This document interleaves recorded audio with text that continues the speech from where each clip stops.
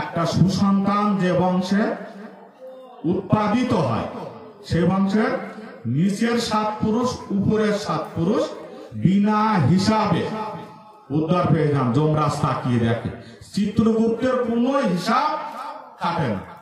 চিত্রগুপ্ত যতই হিসাব দিয়ে যমরাজ শুধু তাকিয়ে দেখে, বিনা হিসাবে 14 পুরুষ বৈকুণ্ঠে গোবিন্দ চরণে আশ্রয় লাভ।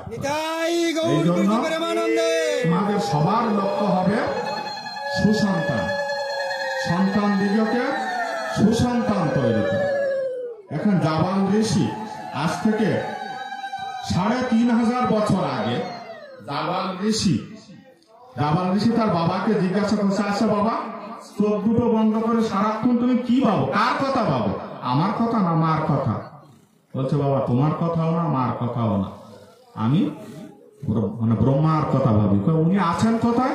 বলছে উনি সর্বভূতেই আছেন, সর্বভূতেই আছেন।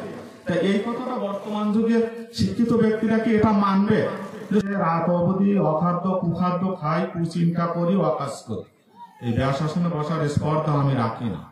তো আপনাদের মতো সাধুগুরু বৈষ্ণবের আশীর্বাদ এবং চরণ ধুলি মাথায় নিয়ে আমি এই ব্যাসাসনে বসার স্পর্ধা দেখিয়েছি।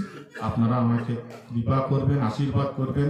আপনাদের চরণ ধুলি সহায় সম্বল নিয়ে শিরোধার্য করে আমার পরম আরাধ্য গুরুদেব শ্রী অদ্বৈত দাস বাবাজির চরণ ধুলি মাথায় নিয়ে আমি চেষ্টা করব দুটো কৃষ্ণ কথা বলা। আমাদের সমস্ত মাঙ্গলীয় কর্মের প্রারম্ভে শ্রীমদ্ ভাগবত গীতা থেকে পাঠ করতে হয়। যেহেতু একটা যজ্ঞ অনুষ্ঠান, যজ্ঞের শুভ গান্ধা দিবস, এই যজ্ঞটা কাকে বলে? যজ্ঞের সংজ্ঞা, বর্তমান সময়ে যজ্ঞের সংজ্ঞা, যখন যজ্ঞ উৎপত্তি হয়েছিল ওই তখন যে মুনি ঋষিরা তাদের শিষ্য পরম্পরা যে যজ্ঞের সংজ্ঞা আমাদের জন্য দিয়েছিলেন, ভূমিতে বেদী স্থাপন পূর্ব উত্তম কাষ্ঠ দ্বারা অগ্নিকে প্রজ্বলিত করে ঘৃতা আহুতি দিয়ে বেদ মন্ত্র উচ্চারণ পূর্বক দেবতা দিগকে সন্তুষ্ট করে নিজ অভিষ্ট বা কামনা পূরণ করাই হলো যজ্ঞ। বলছে যে ভূমিতে বেদী স্থাপন করতে হবে। ভূমির একটা অধিষ্ঠাত্রী দেবী আছে না, ধরিত্রী মাতা, তার বুকে তো আগুন জ্বাললে হবে না। বলছে একটা বেদী স্থাপন করতে হবে। উত্তম কাষ্ঠ, বেল কাঠ, নিম কাঠ, এই যে পলাশ কাঠ, ডুমুর কাঠ, এই কাঠ দ্বারা অগ্নি প্রজ্বলিত করতে হবে। জগৎ সংসারে যত খাদ্য আছে, ঘি হলো সব থেকে সারবান খাদ্য। এই ঘি আহুতি দিতে হবে, বেদ মন্ত্র পাঠ করতে হবে। আমি কি জন্য যজ্ঞ করছি? যেমন রাজা দশরথ পুত্র সন্তান লাভের জন্য পুত্রেষ্টি যজ্ঞ করেছে, তো সেই দেবতা আহ্বান করতে হবে। সে যদি সন্তুষ্ট হয় তাহলে যজ্ঞকর্তার অভীষ্ট পূরণ হবে। বলছে যখনই এই যজ্ঞ অনুষ্ঠান হবে, এই যজ্ঞের অগ্নিকুণ্ড থেকে ধোঁয়া নির্গত হবে। এই ধোঁয়াটা বিভু আকাশে মেঘমালায় পরিণত হবে। এই মেঘমালা কালক্রমে ভারী হয়ে বৃষ্টি হয়ে আবার ভূমিতে পতিত হবে। যখনই ভূমিতে পতিত হবে তখন ফসল উৎপন্ন হবে। বলছে এই ফসল তোমরা ভোগ করো, তোমরা পুষ্ট হও, তোমাদের দেহ পুষ্টি সাধিত হোক। যখনই দেহ পুষ্টি সাধিত হবে, বলবান হবে, যুবক হবে, বলছে তোমরা উত্তরতা আর বংশ বৃদ্ধি করো। এই নির্দেশটা কার? আমাদের পিতামহ ব্রহ্মা। বলছে তোমরা উত্তরতা বংশ বৃদ্ধি করো।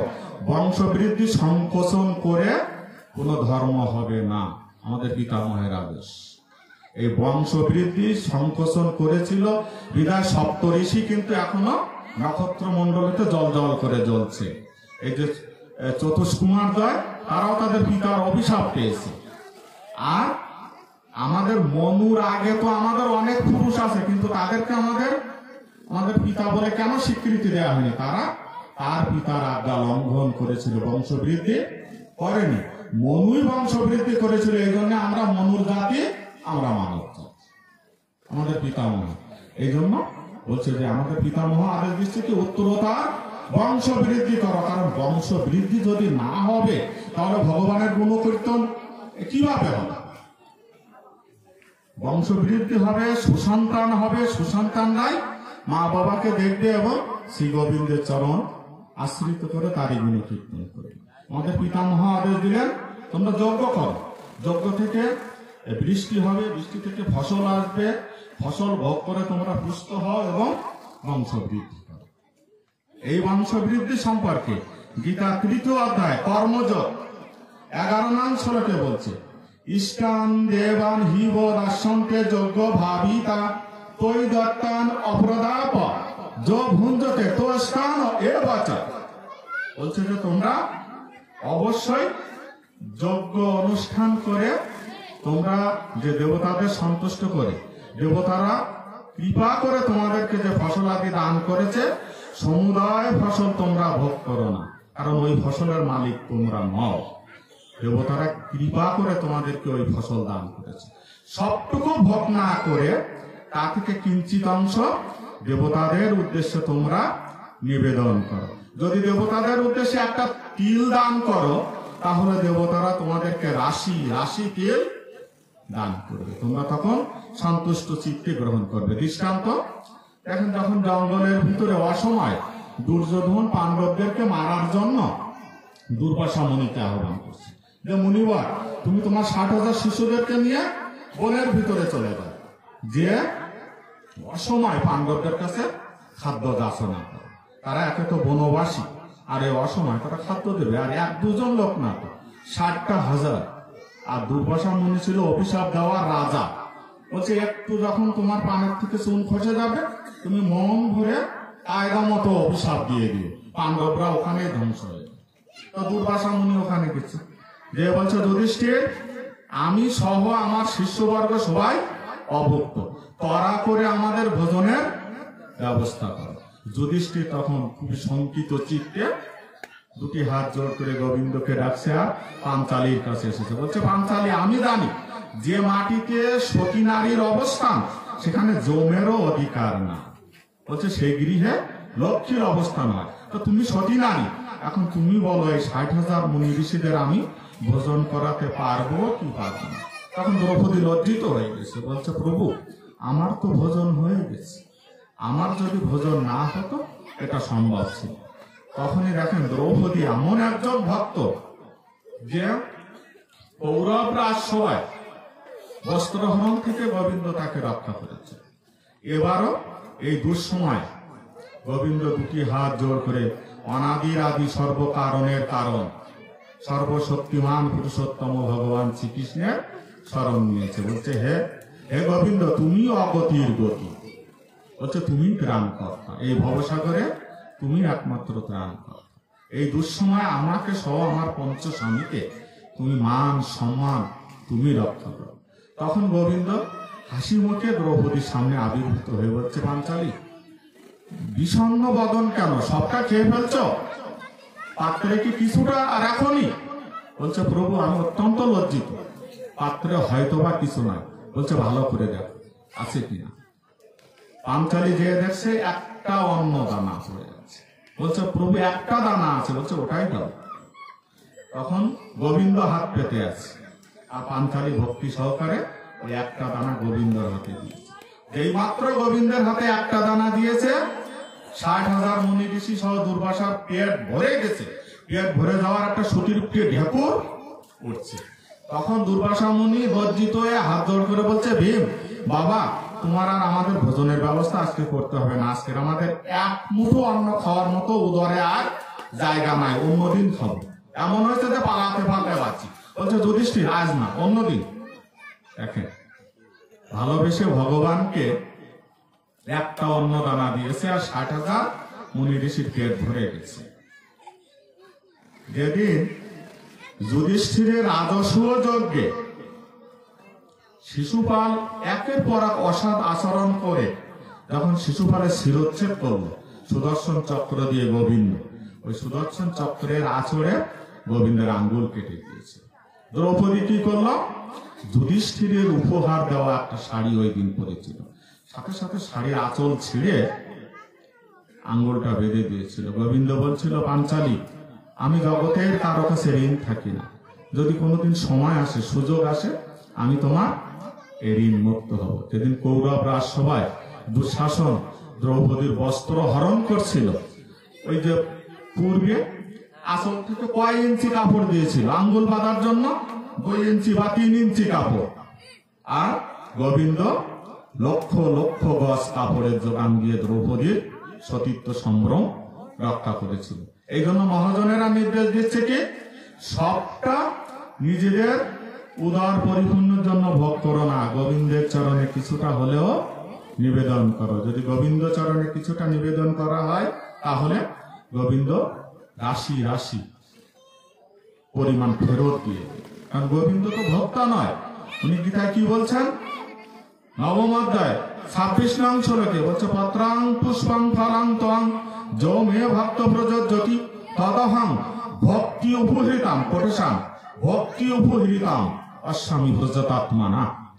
বলছে, যিনি ভক্তিযুক্ত হয়ে শুদ্ধ চিত্তে আমাকে ফুল, পাতা, জল, নৈবেদ্য যাহা কিছু দিক না কেন, আমি তাহা কিছু সন্তুষ্ট চিত্তে গ্রহণ করি। বলছে, আমি ভক্তা নয়, ত্রিজগতের সমস্ত জীবকুলকে আমি ভোগ করাই, আমি ভক্তা নয়। তবে হ্যাঁ, আমি যদি ভোগ করেই থাকি, তাহলে ভক্ত প্রদত্ত নৈবেদ্য আমি ভোগ করি না। ভক্তের অন্তরের ভক্তিটাই আমি ভোগ করি। আমি ভক্তের নৈবেদ্যের কাঙাল নই, ভক্তের অন্তরের ভক্তির কাঙাল। 3 অধ্যায় 13 নং শ্লোকে বলছে, যজ্ঞাশিষ্ট শীর্ণ সন্তু মুচ্চন্তে সর্ব কিলেশ্বই যো ভুঞ্জতে কেউ পাপাম পশন্তি আত্মকরণা।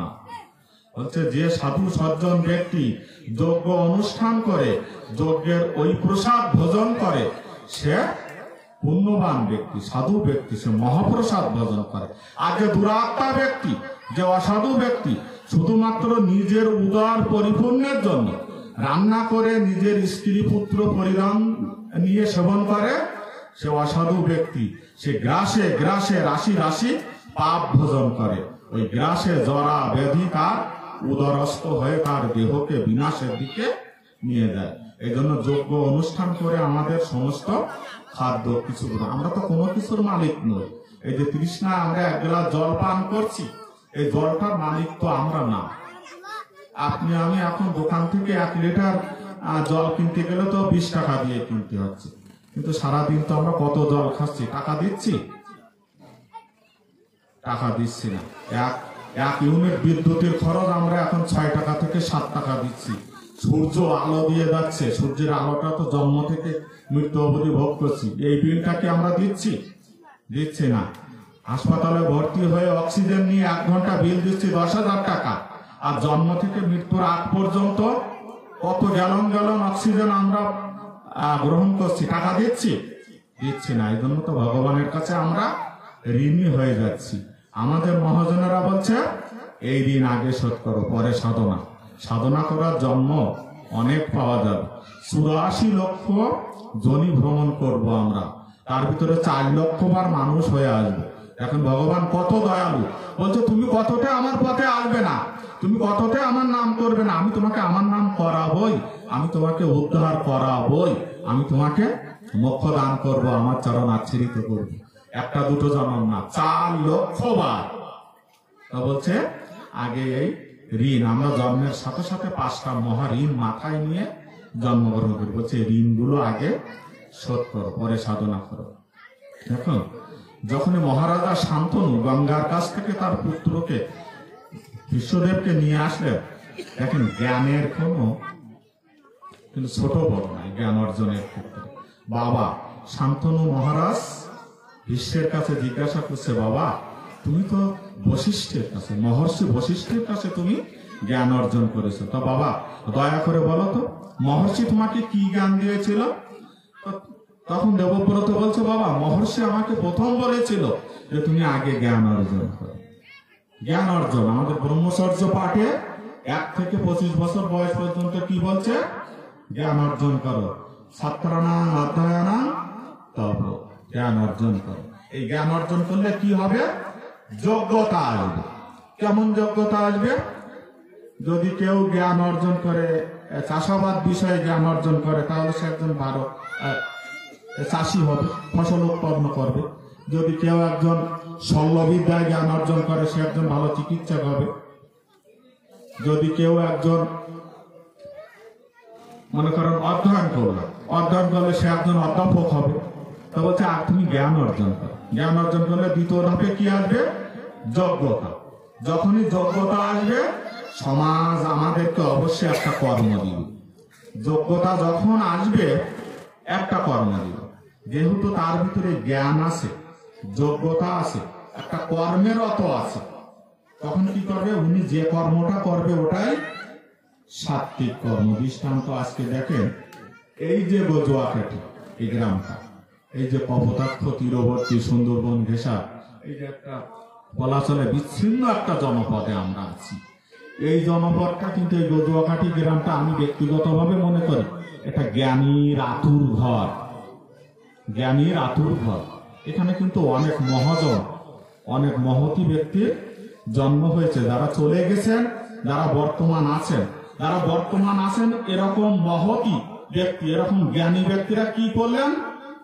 সবার সহযোগিতা নিয়ে, সবার সম্মিলিতভাবে আজকের এই ভগবানের নামগুলো কীর্তনের এই যজ্ঞ অনুষ্ঠানের আয়োজন করছে। তো এটা না করে তো একটা হেভি কনসার্টের আয়োজন করতে পারতেন। ঢাকা থেকে নাম করা শিল্পী নিয়ে এসে সিঙ্গার নিয়ে আসতো, ড্যান্সার নিয়ে আসতো, অনেক জায়গা অনেক লাইটিং করে হেভি একটা কনসার্টের আয়োজন করতো। অনেক দামি দামি রাজনীতিবিদ, টুকুর ব্যক্তিত্বরা আসতো, অনেক কথা বলতো। কিন্তু কি জন্য সেটা করলো না? কারণ এই ভূমিতে অনেক জ্ঞানী ব্যক্তি আছে, যাদের ভিতরে জ্ঞান আছে, তাদের ভিতরে যোগ্যতা থাকবে, এবং যোগ্যতা সম্পন্ন জ্ঞানী ব্যক্তি যে কর্ম করবে ওটা সাত্বিক কর্ম। এটা ক্ষত্র কুলতিল পিতামহ বিশ্বদেবের সিদ্ধান্ত। বলছে যে জ্ঞানী ব্যক্তি যোগ্যতা সম্পন্ন হয়ে যে কর্মই করুক না কেন, আপাত দৃষ্টিতে সেটা আমাদের কাছে ভুল মনে হলেও সেটা আসলে সঠিক, কারণ তার জ্ঞান আছে, তার যোগ্যতা আছে। সে যে কর্মটা করছে ওটা সঠিক কর্ম, ওটা ধর্মকর্ম। আর যখনই একটা ব্যক্তি ধর্মকর্ম করবে, ওই ধর্মকর্ম করার মানে দেবতারা সন্তুষ্ট হবে, পিতৃলোক থেকে তার পূর্বপুরুষরা সন্তুষ্ট হবে। পূর্বপুরুষরা যখন সন্তুষ্ট হবে, ভগবান কিন্তু তাকিয়ে থাকেন একটা উচিলায়, কি বলে? একবার হরিনামে যত পাপ করে, জীবের সাধ্য নাই তত পাপ করে।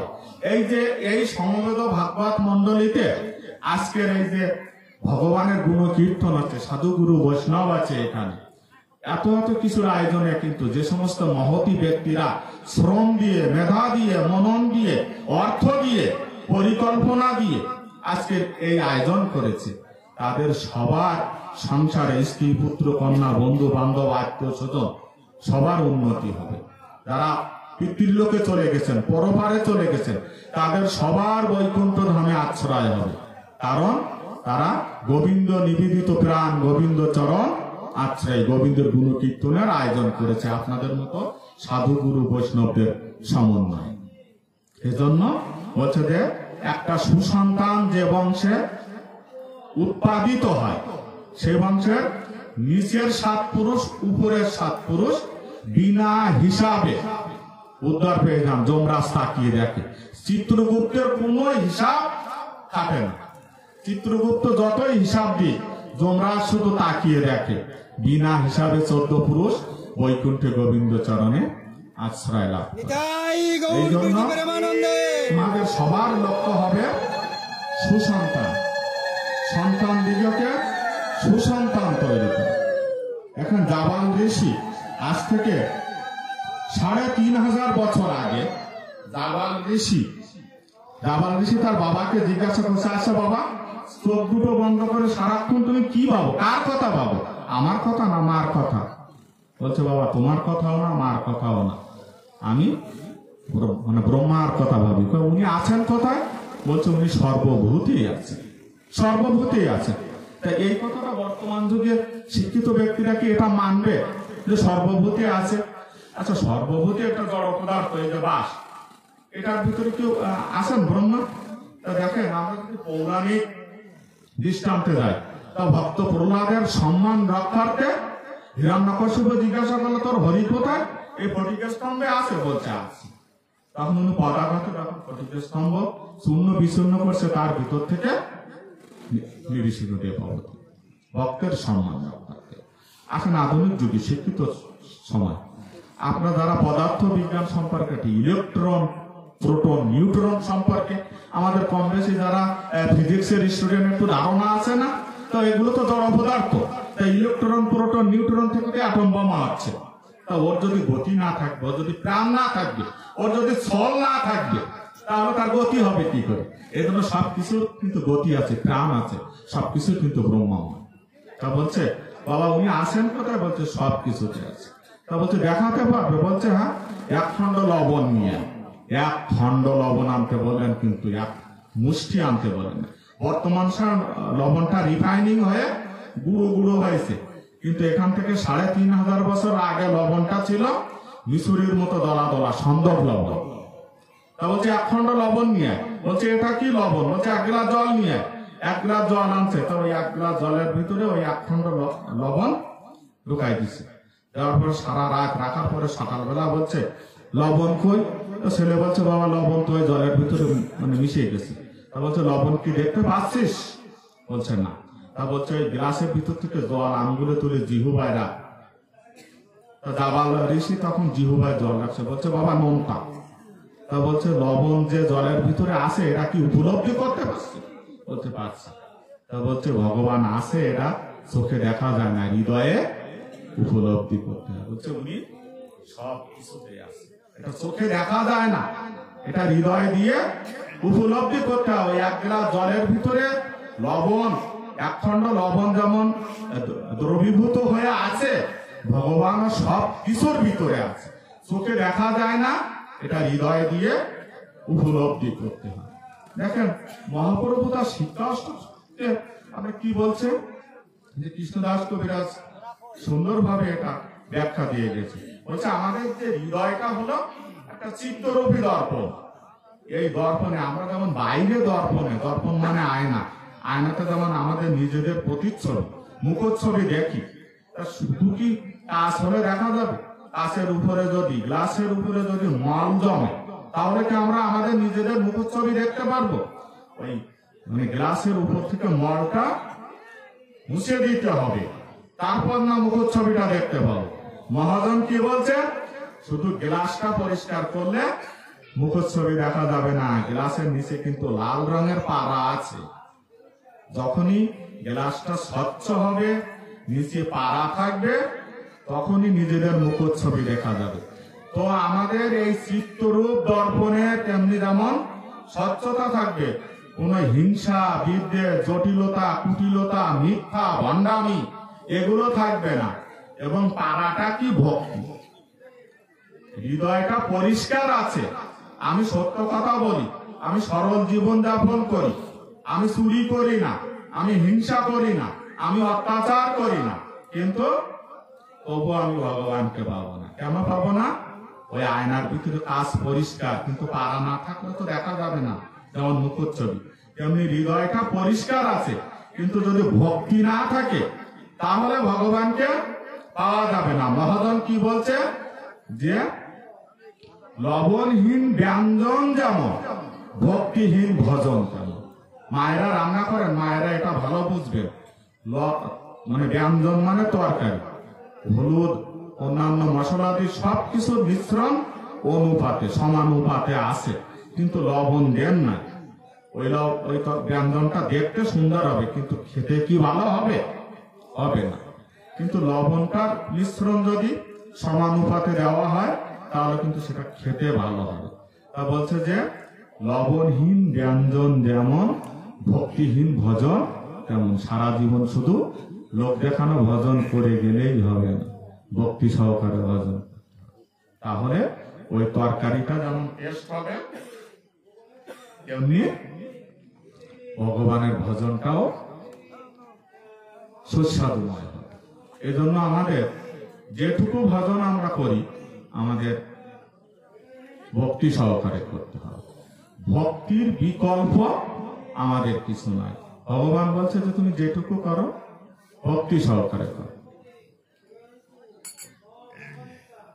যেটুকু করো ভক্তি সহকারে।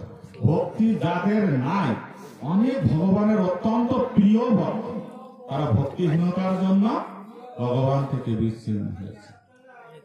ভগবান থেকে এই যে আজকের যে এই যে যজ্ঞ, বর্তমান ভগবান শ্রীকৃষ্ণ যখন যজ্ঞ করেছিলেন, প্রভাত যজ্ঞ, প্রভাত যজ্ঞ করেছিলেন, উনি কি বলছে ভক্তাধীন ভগবান। তো ভক্তাধীন ভগবান একদিন দেবর্ষী নারদ চিন্তা করছে, আমি চতুর্দশ ভুবন আমি পরিক্রমা করব। তা উনি ঢেকিতে উঠে রওনা করছে। যে উনি বৈকুণ্ঠে যেয়ে দেখেন যে গোবিন্দ খিলখিল করে হাঁটছে, এদিকে বৃন্দাবনের রাধারানী, ললিতা, বিশাখা, চন্দ্রাবলী, মা যশোদা, বাবা নন্দরাজ সবাই কান্না করছে, অথচ বৈকুণ্ঠে শ্রী গোবিন্দ খিলখিল করে হাসছে। এই হাসি দেখে দেবর্ষী নারদ 3টে হাতে তালি দিয়েছে।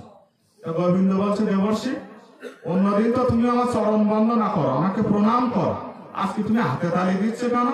তা বলছে, প্রভু শুনেছি তুমি নাকি ভক্তের অধীন, তুমি নাকি পরম দয়ালু। তা বৃন্দাবনে তোমার ভক্তরা কেঁদে বুক বাসাচ্ছে, আর তুমি বৈকুণ্ঠে খিলখিল করে হাঁটছ। হ্যাঁ, বলছে তুমি তো মহাপাপী, তুমি যজ্ঞ করো। দেখেন ভক্তের কি মহিমা। ছাত্র শিক্ষককে অ্যাডভাইস করছে, অর্থাৎ দেবর্ষী নারদ ভগবানকে বলছে যজ্ঞ করো, তোমার পাপ পরিপূর্ণ হয়েছে, এই পাপ থেকে তুমি মুক্তির জন্য যজ্ঞ করো। শিষ্য গুরুদেবকে আদেশ করছে, হ্যাঁ তুমি যজ্ঞ করো। দেবর্ষী নারদ গোবিন্দকে বলছে তোমার পাপ 16 কলায় পরিপূর্ণ হয়েছে, এই জন্য তুমি আসতেছো, তুমি যজ্ঞ করো এই পাপ থেকে মুক্তির জন্য। বলছে তোমার কি মনে নাই ত্রেতা যুগে রামচন্দ্র রাবণের স্বর্ণ লঙ্কা ধ্বংস করে সে কিন্তু যজ্ঞ করেছিল, আর তুমি যজ্ঞ না করে মাপ পাবে? তোমার নিস্তার নাই, তোমার উদ্ধার নাই। বলছে আমাকে যজ্ঞ করতে হবে? বলছে হ্যাঁ, তোমাকে যজ্ঞ করতে হবে। তা যজ্ঞ করা বলছে দেবর্ষী বিধান কি? বলছে ত্রিভুবনের সবাই ভক্তদেরকে নিমন্ত্রণ করতে হবে, স্বর্গমর্ত পাতাল ভক্তদেরকে নিমন্ত্রণ করতে হবে, দান সূত্র যজ্ঞ করতে হবে, সমস্ত ভক্তদের যা যাচনা করবে সেটাই দান করতে হবে, তোমাকে ভিক্ষা করতে হবে। বলছে সব শর্ত মানলাম, কিন্তু ভিক্ষা তো আমি করতে পারবো না। বলছে এর আগে তো তুমি ভিক্ষা করেছো, মনে নাই? বলছে কখনো আমি ভিক্ষা করিনি, আমি দ্বারকা অধিপতি, আমি ভিক্ষা করব? বলছে এর আগের জন্মে তো সব ভিক্ষা করেছে। বলছে কোথায় ভিক্ষা করলাম?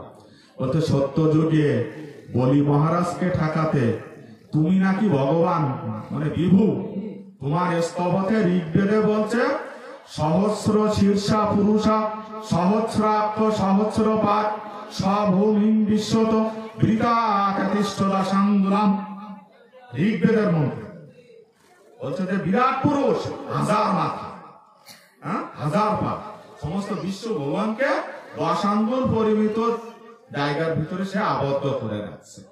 বলছে তুমি সেই ভগবান বেকাদায় পড়ে ছোট বামন হয়ে বলির কাছে ভিক্ষা চাইছিলে কেন? মনে নাই? বলির কাছে 3 পা ভিক্ষা চাইছিলে, নাভি দিয়ে আর 1 পা বের করছিলে। বলছে 1 পা দিয়ে স্বর্গমর্ত আচ্ছাদন করলে, 2য় পা দিয়ে পাতাল আচ্ছাদন করলে।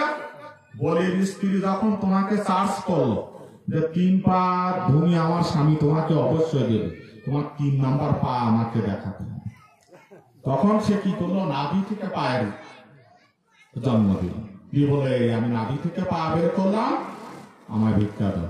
তখন বলি মহারাজ কি করলো? আমার চরণ। দেখেন বিশ্বকবি রবীন্দ্রনাথ ঠাকুর কি বলছে না, আমার মাথা নত করে দাও তোমার চরণ। বলি মহারাজ ওই ছোট্ট ভগবান বামনের চরণ তলে মাথা নত করে দিয়েছে। বলছে মনে নাই তো? ত্রেতা যুগে কি করলে? তোমার বাবা মারা গেল দশরথ, তোমার স্ত্রী সীতা বালু দিয়ে পিণ্ড দিল, দশরথের আর তরাস হয়েছে না। বলছে তাড়াতাড়ি বৌমা পিণ্ড দাও, ছেলে দিক আর না দিক তুমি তাড়াতাড়ি পিণ্ড দাও, তোমার পিণ্ডে আমি উদ্ধার হব। তাড়াতাড়ি বালু দিয়ে সরজ নদীর জল দিয়ে গলে দশরথের হাতে দিল সীতা, তাতে উদ্ধার হয়ে গেল। আর তুমি তো গয়া ভিক্ষা করতে গেছিলে, তোমার মনে না? বলছে বেকাদায় পড়ে ভিক্ষা করো আর এখন স্বীকার করো না, তোমাকে ভিক্ষা করতে হবে, তোমাকে যজ্ঞ করতে হবে। বলছে তাহলে তুমি ত্রিভুবনে সবাইকে নিমন্ত্রণ দাও। তখন ভগবান সবাইকে নিমন্ত্রণ পত্র লিখছে, ব্রহ্মা বিষ্ণু মহেশ্বর, বৃন্দাবনের সবাইকে, মা যশোদাকে নিমন্ত্রণ পত্র, নন্দরাজাকে, বিশাখা, ললিতা, রাধা, চন্দ্রাবলী, উদ্ধব সবাইকে শ্রীরাম, সুদাম সবাইকে নিমন্ত্রণ করছে, সবাই আসছে। তখন দেখেন ভগবানের কি মহিমা, ভক্তের থেকে ভগবানও তো কিছু, এগুলো তো সব ভগবানের মহিমা লীলা। ভগবান নিজ হাতে তাদের চরণ ধুয়ে দিয়েছে। শিব ঠাকুর তিনি পঞ্চানন, 5টা মুখে ভগবানের নাম জপে, পঞ্চানন। তিনি বলছে যে ভগবান আমার পা ধোয়াই দেবে, এটা তো হয় না, আমি কি করে ওই মন্ডলে যাব, ভগবান আমার পা ধোবে। উনি কুকুর রূপ ধরছে, যে আমি যদি কুকুর হয়ে যাই তাহলে তো ভগবান আমার পা ধোয়াতে পারবে না, কিন্তু ভগবান তো অন্তর্যামী। শিব ঠাকুর যখন কুকুর হয়ে যাচ্ছে, গোবিন্দ কি করছে, 4টা পা, কুকুরের 4টা পা উঠে দাঁড়াই দিচ্ছে। বলছে প্রভু আমার কি সৌভাগ্য, সমস্ত ভক্তের 2টো পা, আর আমার এই ভক্তের 4টে পা, আমি 4টে পা ধোয়াইয়ে আমি পুণ্য অর্জন করছি। তখনই ওই কুকুর নিজের রূপ ধারণ করলো, শিব ঠাকুর ধারণ করে বলছে কুকুর আমাকে ক্ষমা করো। আর আমাদের ভিতরে একটু জ্ঞানে, একটু অর্থে কি অহংকার, আমরা মানুষের কাছে নত হতে চাই না। অথচ বৈষ্ণবের সংবিধান কি, বৈষ্ণবের সংবিধানে প্রথমেই বলছে যে নিচু হতে হবে, নিচু হতে হবে, সহিংসু হতে হবে, জগৎ সংসার যাকে মান দেয়নি তাকে মান দিতে হবে, এবং সর্ব অবস্থাতেই কৃষ্ণ নাম করতে হবে। বলছে তুমি কিবা সুশি, কিবা অসুশি, কিবা মুসি, কিবা হাড়ি, কিবা ডম, কোন জাত বিচার নাই, সুশি অসুচির বিচার নাই। যতক্ষণ পর্যন্ত হুশ আছে, ওই হুশ থাকা অবস্থায় কৃষ্ণ নাম স্মরণ করো। নাম আচার্য হরিদাস ঠাকুর উনি আরো এগিয়ে দিয়েছেন, বলছে নাম করার দরকার নাই, নাম আবাসাই মুক্তি, নামের কথা চিন্তা করলেই তাতেই মুক্তি, নাম করার দরকার নাই, নাম আবাসাই মুক্তি। তখন যে দ্বারকা অধিপতি কৃষ্ণ বলছে যে দেবর্ষি ভিক্ষা আমি করব, তবে এই যুগে না, আমি বলিতে যে গৌর সুন্দর অবতারে আমি ভিক্ষা করবো। দেখেন গৌর সুন্দর অবতার শূন্য 2টি হাতে নগরের দ্বারে দ্বারে মানুষের কাছে দিয়ে ভিক্ষা করছে।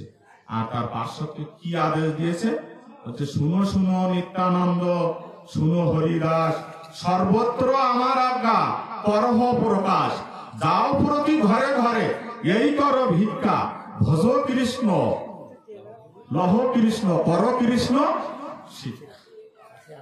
দেখেন শিব ঠাকুর যখন রাসমণ্ডলে রাস হচ্ছে, ওখানে পুরুষের প্রবেশ নিষেধ, রাসের দাড়ি নিযুক্ত করছে দুর্গাকে, কারণ গোবিন্দ ভালোভাবে জানে যে পঞ্চাননকে ঠেকানো কোন অবস্থাতেই। তো বলছে যে মানে কি, মাছের তেলে মাছ ভাজবে, ডেলা দিয়ে ডেলা ভাঙবে, বলছে পঞ্চাননকে ঠেকানোর জন্য দুর্গাকেই দাড়ি করবে। তো দাড়ি করছে দুর্গাকে, পঞ্চানন কি করছে, অতি মনোহর একটা রমণীর রূপ ধরে রাসমণ্ডলের ভিতরে ঢুকে গেছে। যখনই রাসমণ্ডলের ভিতরে ঢুকে গেছে, তখন রাসের অর্থ সমস্ত সখীরা কি করছে, সুর তাল লয়ে কৃষ্ণ নাম করছে। তখনই পুরুষ তার ভিতরে প্রবেশ করছে, তখনই সুর তালের ছন্দ পতন হয়েছে, তখনই রাস স্তব্ধ হয়ে গেছে। তখন গোবিন্দ বলছে যে রাসমণ্ডলের ভিতরে কে প্রবেশ করেছে? তখন মহাদেব বলছে প্রভু আমার অপরাধ হয়ে গেছে, আমি কৌতূহল সম্বরণ করতে পারিনি, আমি তোমার এই মধুরতম রাসলীলা নিজ চোখে দেখার জন্য, নিজ কর্ণে শ্রবণ করার জন্য আমি প্রবেশ করেছি, আমাকে ক্ষমা করো। তা বলছে দুর্গা একে তুমি বের করে দাও রাসমণ্ডল থেকে। তখন দুর্গা স্বামীকে বের করে দিয়েছে রাসমণ্ডল থেকে। যখনই বের করে দিচ্ছে, দেখেন ভক্ত ভগবানকে অভিশাপ দিচ্ছে, বলছে আজকে তুমি ভগবান এই গোপন মণ্ডলের ভিতরে সখীদেরকে নিয়ে যে মহানাম সংকীর্তন করছো অতি গোপনে সংগোপনে, আমার জায়গা দিলে না। বলছে এমন একটা সময় আসবে ঘরে ঘরে আমি তোমার এই গোপন রাস প্রচার করে দেব, তবে আমি পঞ্চানন। এখন আজকের প্রচার হয়েছে না, মহাপ্রভু কি বলছে যে পৃথিবীতে আছে যত নগর আদি গ্রাম, সর্বত্রই প্রচার হবে মোর কৃষ্ণ নাম।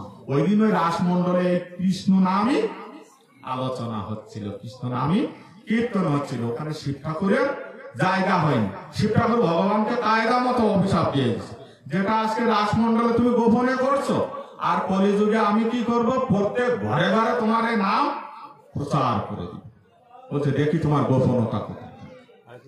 আজকের সেই শিব ঠাকুরের বদান্যতায়, মহাপ্রভুর অবতারে আজকের আমরা এই হরে কৃষ্ণ কৃষ্ণ কৃষ্ণ হরে হরে, হরে রাম রাম রাম হরে হরে এই মহামন্ত্র পেয়েছি।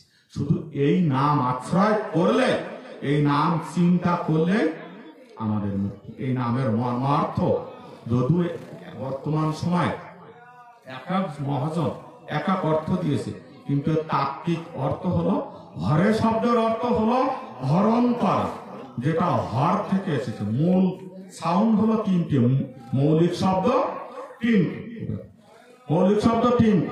একটা হলো হরে, একটা কৃষ্ণ, একটা নাম। হরে শব্দের অর্থ মহাদেব ধ্বংসকর্তা, সংহারকর্তা। এখানে হরে বলতে বোঝাচ্ছে সংহার করা, হরণ করে নেওয়া। রাম শব্দের অর্থ হলো আনন্দময়, কৃষ্ণ শব্দের অর্থ হলো কালিমা। বলছে হে পরমেশ্বর ভগবান শ্রীকৃষ্ণ, আমার হৃদয়ে যত কালিমা আছে তুমি এই কালিমা হরণ করে নাও, আর বিনিময়ে তুমি আমাকে নির্মল আনন্দ দাও, আমি যেন নিঃসংক চিত্তে তোমার সাধন ভজন করতে পারি। দেখেন আমাদের সনাতনী যে সমস্ত তত্ত্বগুলো, যে সমস্ত শাস্ত্রগুলো এখন আছে, মূল তত্ত্ব, মূল শাস্ত্র দিনে দিনে হারায় যাচ্ছে। আদি গৌড়ীয় যে শাস্ত্র, যে গ্রন্থ, যে তত্ত্ব, যে ধারা বিলুপ্ত হয়ে গেছে। এগুলো কোনো না কোনো স্বার্থান্বেষী মহল এগুলো সংগ্রহ করে নিজেদের নামে সম্পাদনা করে এটা চালিয়ে দিচ্ছে। এগুলো বিকৃত হয়ে যাচ্ছে। আর আগে যেমন জ্ঞানের চর্চা হতো গুরু এবং শিষ্য পরম্পরা, আর এখন জ্ঞানের চর্চা হচ্ছে একটা কমার্শিয়াল পদ্ধতি। এই জন্য জ্ঞান থেকে আমরা বিলুপ্ত হয়ে গেছি। তো যাই হোক, আমরা চেষ্টা করব, জগতে এখনো সাধু গুরু বৈষ্ণব আছে, আমরা নিজেরা সৎ হব, ধার্মিক হব, গোবিন্দ চরণে প্রার্থনা করব যে আমাকে একজন কৃপা করে সৎগুরুর সন্ধান আমাকে দিন, আমি যেন তার চরণ আচ্ছাদিত হয়ে নিজে রক্ষা পাই এবং আমার বংশ আমি উদ্ধার করতে পারি। যেমন ভগীরথ কি করছিল, তার বংশের সবাইকে উদ্ধার করেছিল। আমাদের প্রত্যেকের লক্ষ্য থাকবে আমাদের বংশে অন্তত একটা পুত্র ওই ভগীরথের মতো উত্তম পুত্র যত জন্ম দিয়ে থাকে সেইভাবে গঠিত করতে পারি। আজকে সেই অভিলাষে, সেই মানুষে, সেই লক্ষ্যে আজকের এই গজুয়াকাঠি গ্রামবাসী, বিশেষ করে গজুয়াকাঠির যে মানে ইয়াং যে জেনারেশন, এই জনপদের সবার মনোবাসনা যেন গোবিন্দ পূরণ করেন, সেই লক্ষ্যে ভক্তের মনোবাসনা পূরণার্থে নিতাই পরিশেষে আপনাদের আতুল শ্রীচরণ যুগলে আমি অধম আবার সশ্রদ্ধ প্রণাম নিবেদন।